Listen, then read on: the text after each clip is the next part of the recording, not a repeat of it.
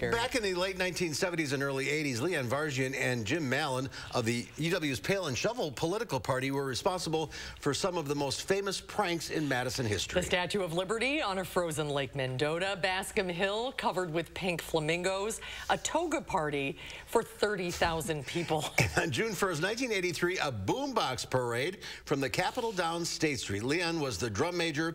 It was one of those only in Madison moments, and we were fortunate enough to cover it. Here's this week's Traveler Throwback Thursday. The sun was shining on Leon Vargian today. Madison's unofficial clown was in the limelight again. They got uniforms already. Borrowing a theme from the film The Music Man, the parade was titled 76 Boomboxes in the Big Parade. And carrying that theme one step further, Music Man Harold Hill warned the good folks of River City about trouble. That's trouble with a T, and that rhymes with B, and that stands for boomboxes. The only trouble today, though, was with some batteries. But once those were in place, and with the mayor in place, the radios were tuned to radio station WORT. It was time to begin. Many of you may know about it already, and many of you that are standing out on the square right now with your boomboxes know exactly what I'm talking about. Are you out there? Yeah, I heard him say yeah. We're talking about Madison's Boombox Parade.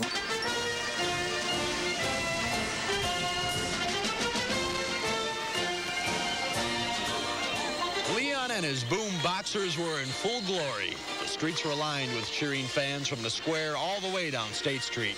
And along the way, Leon was already making plans for a bigger and better parade. We'll have a parade where TV stations are broadcasting parade marches, parade march footage, and we have a long flatbed truck with TV sets tuned to the parade.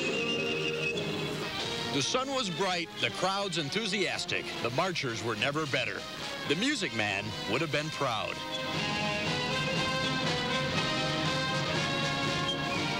Mark Kane, News 3, traveling in Madison.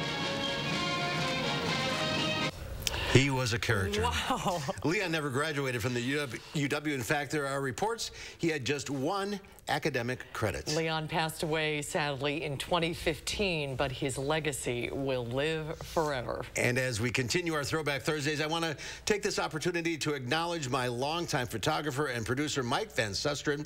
He's been along every step of the way on this 4-decade-long traveler journey. He's made me look awfully good over the years, and we're still at it. Thanks, Mike.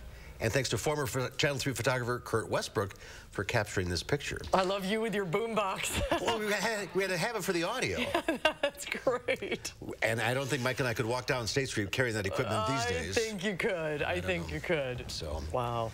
39 years ago. Can you believe that? I know. It's crazy. Time flies.